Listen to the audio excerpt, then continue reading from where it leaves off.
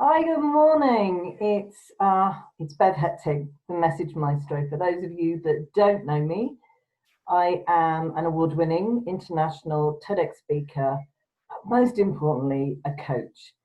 And I coach women in business to speak effectively, to get more clients, to engage, and to build their own story. I do these vlogs, as I call them, every now and again because I prefer to speak than I do to type. And I thought I'd just sort of pop into your inboxes and time to think about the what next. I don't know about you, but at the beginning of this lockdown, it was scary. It was a bit, unknown territory and unprecedented, if I hear that word again. Yet as time has gone on, it has become normal. And I think that's even more scary. But now we're talking about easing the lockdown. What next? Schools are opening, pubs are opening, we can go miles and litter up a beach or whatever. Still can't go and see my kids and my mum and everybody else, but yeah. But for business, I think that question, what next, is really, really important. How are you going to stay visible or become more visible, or at the very least, begin to be visible? So many people have taken what they do online. And I suppose the question is, are you going to take it offline when lockdown is over? Those with bricks and mortar shops, obviously, and I'm sure they pivoted and found ways to have online shops as well as their bricks and mortar. The thing is, a lot of us are quite small businesses and haven't had as much help from government as some of the bigger ones, and that's fine in a way. I mean, for me, I've been quite lucky. I have a hubby who's furloughed. I still have some members, but I was acutely aware of the lack of income for a lot of people. So, like a lot of you, we were much more flexible about how people were paying. I certainly stopped payments for members through this period, but continued to support and help them. But the question is, how long do you go on supporting people and sort of not charging for your services? Because for all intents and purposes, it's over. Or is it? I think everybody's expecting it all to go back to the way it was. And we will go to the hotels and we'll network and we'll go out to workshops, we'll set up events. I'm not convinced that's how it will go. And the problem is, none of us do know. So, part of our strategy for moving forward is to consider all the possibilities and how we are going to approach each of those possibilities. Now, from my angle as a speaker, I know it's not happening this year. We are not going to have big conferences and paid speakers and everything, especially not the cost of putting speakers on a stage. That's a huge budget. And even the big boys are pulling in and strapping down because they don't have the income they've had before.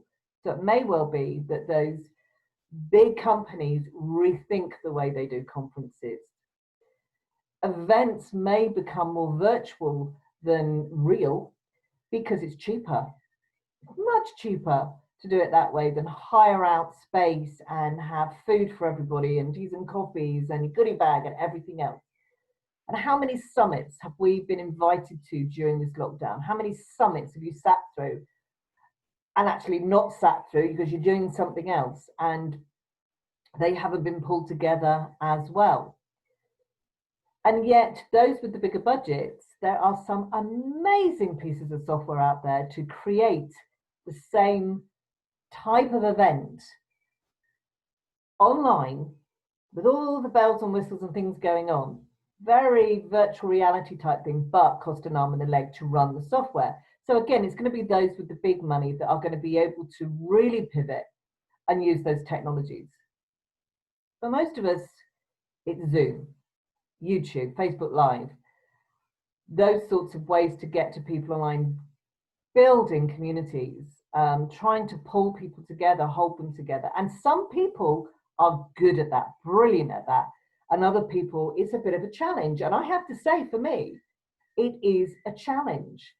I have a very faithful small group of people that love what I do. If I do a talk, I have 500 upward people in the room who love what I do. But my challenge has always been organization, consistency, and everything else around holding a community together, like in a Facebook group, or to do a challenge, or to... And when I sat down and looked at this, I realized that I sign up for challenges all the time. I don't think I've ever finished one, ever. And so if I can't be bothered to do it for myself, why would anybody else do it for me? So I had to really decide what I loved to do and stick to it, which is I coach. I love coaching and I love speaking. I do not love managing memberships. I do not love managing Facebook groups. So I've taken the plunge to say, you know what? I know my strengths. I know them, and I'm going to play on my strengths going forward. And I'm going to coach, either group coaching or one-to-one coaching, either a day for people, a 6-month product, or an ongoing month-to-month coaching. But that's what we're going to do. That's how I'm going to support you. Now you have to consider what's going to work for your business in the way we move forward. How are you going to fit in whatever way things are going to work out? And I really do believe that nothing is going to go back to the normal we think it is anytime this year. We will slowly see more industry coming back. We will slowly see more socialization coming back. But it's going to be a while before places where lots of people congregate in a room who aren't able to social distance is going to happen. And I suspect it'll be 2021 that we'll be really picking up the pieces and moving forward. And you have to start planning for that forward movement. Now, you may be very lucky, and a lot of people, I have to say out there, a lot of you have really taken on the challenge and pivoted your business and gone online or done it in different ways and done it with huge success. And some people are struggling.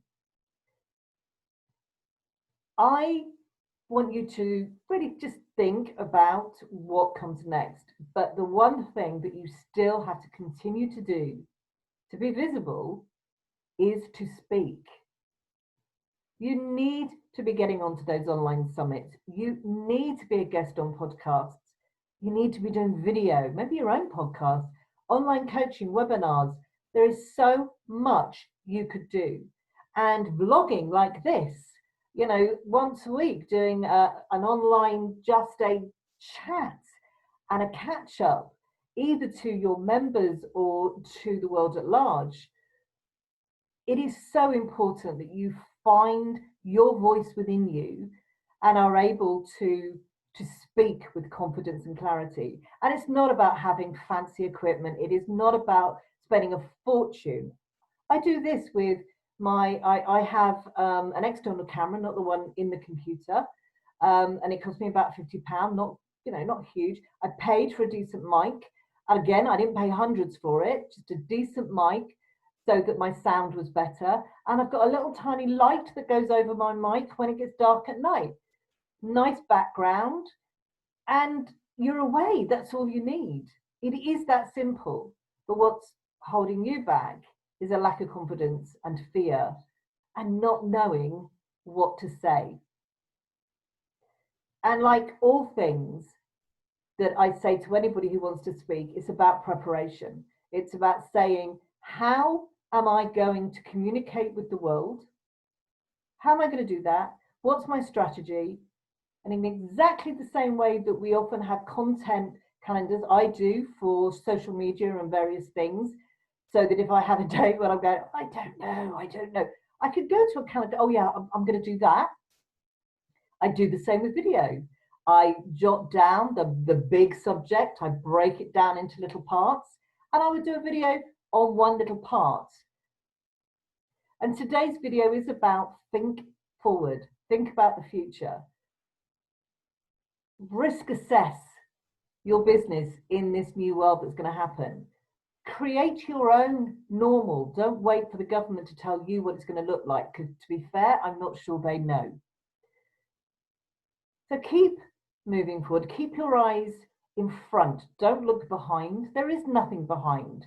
Just a big black hole where the last 2 to 3 months have been. But look forward.